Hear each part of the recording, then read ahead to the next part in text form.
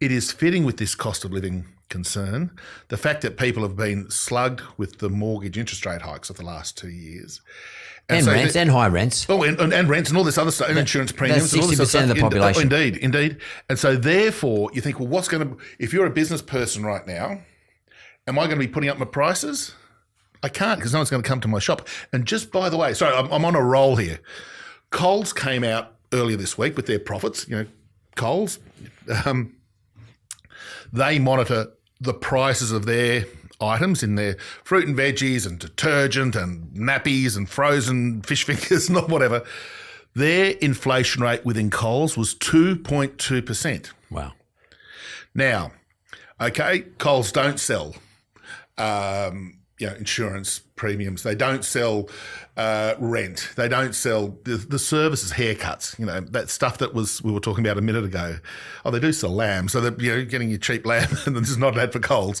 And I don't have shares in Coles, just by the way. But they're sort of saying that what they're seeing in their I don't know how many items Coles sell, but you walk down the aisles, there's stuff from everywhere. Prices are only increasing by 2.2.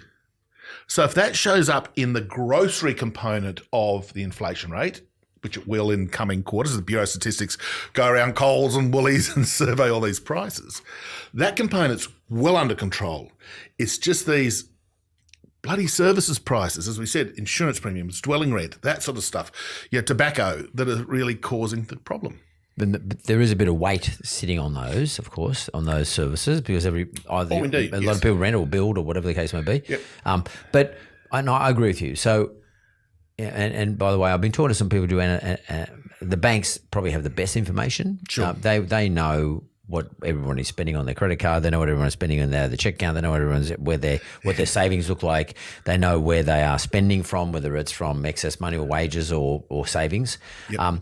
And I think the banks are sort of indicating, as I understand, the banks are indicating to me anyway, not to me personally, but what I read from what the bank's indication is, again, similar to what Coles was saying, there is a massive flattening out in terms of expenditure, actual total expenditure. Oh. Our mates at Westpac, yep. We've got mates in Westpac, they do this thing called the card tracker, where they look at card transactions, which of course is spending, and that includes services as well as your groceries, as well as your tickets to the footy and all this other stuff. Airlines, the Coles don't sell, and they're doing their card tracker. It comes out fortnightly because I think weekly it's just too volatile. So every fortnight they put out their little card tracker survey. It's pretty good at getting the broad retail spending numbers, pretty good. Flattening. Took a little bit of a blip up when Taylor Swift came out here. Yep. Everyone bought Taylor Swift tickets and, sequin dresses and all that other stuff for the go to the concerts. Bang, down. The one that came out earlier this week was really